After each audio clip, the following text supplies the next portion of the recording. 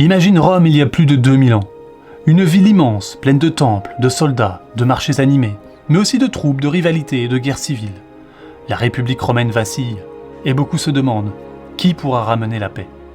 C'est alors qu'un jeune homme, discret mais très intelligent, va changer le destin de Rome pour toujours.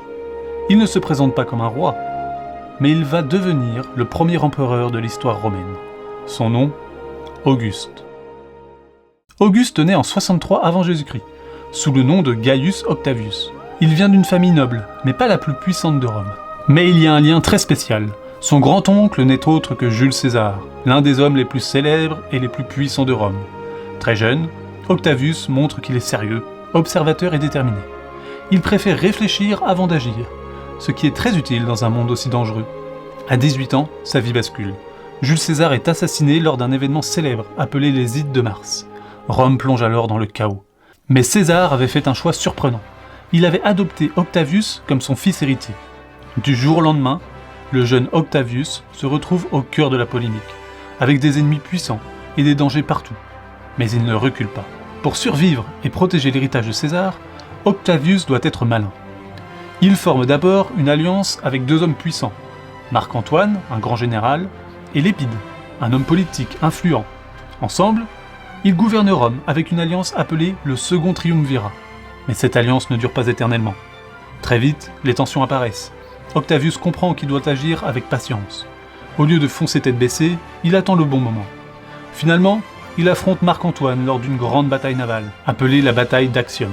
Grâce à sa stratégie, Octavius remporte la victoire. Il devient alors le seul maître de Rome. Mais attention, il ne se proclame pas roi. Les Romains détestent les rois. Alors Octavius fait quelque chose de très intelligent. Il garde les apparences de la République, tout en contrôlant le vrai pouvoir. C'est un stratège exceptionnel. En 27 avant Jésus-Christ, le Sénat lui donne un nouveau nom, Auguste, ce qui signifie le vénérable, le respecté. C'est le début d'une nouvelle époque, l'Empire romain. Auguste devient le premier empereur. Mais contrairement à beaucoup de chefs, il ne pense pas seulement au pouvoir, il veut transformer Rome. Il lance de grandes réformes, il organise l'armée pour protéger l'Empire, il crée une administration efficace et il améliore la justice. Il transforme aussi la ville elle-même. On dit souvent cette phrase célèbre « J'ai trouvé une Rome en briques, je laisse une Rome en marbre ». Sous son règne, des routes sont construites, des aqueducs apportent de l'eau, et des temples et des monuments embellissent la ville. Il soutient aussi les artistes, les poètes et les écrivains. Rome devient un centre culturel incroyable. Mais gouverner un empire aussi vaste n'est pas facile. Auguste doit éviter les révoltes, maintenir la paix entre les peuples et protéger les frontières contre les ennemis. Il doit aussi faire attention à son image. Même s'il a beaucoup de pouvoir, il doit montrer qu'il respecte les traditions romaines. C'est un équilibre difficile, être puissant sans paraître tyrannique. Auguste réussit grâce à sa patience, sa prudence et son intelligence. Il comprend que la force seule ne suffit pas.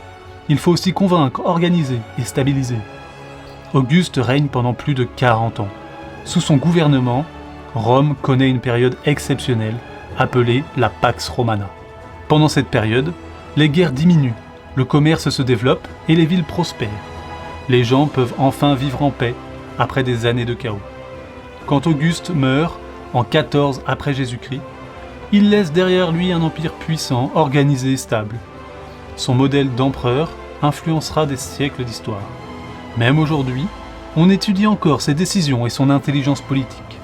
Auguste nous apprend que la vraie force ne vient pas seulement des batailles, mais aussi de la réflexion, de la patience et de la stratégie. Il montre qu'un bon dirigeant doit savoir attendre le bon moment, protéger son peuple et construire l'avenir. Son histoire nous apprend que l'on peut changer le monde, non pas en étant le plus bruyant, mais en étant le plus intelligent et le plus déterminé.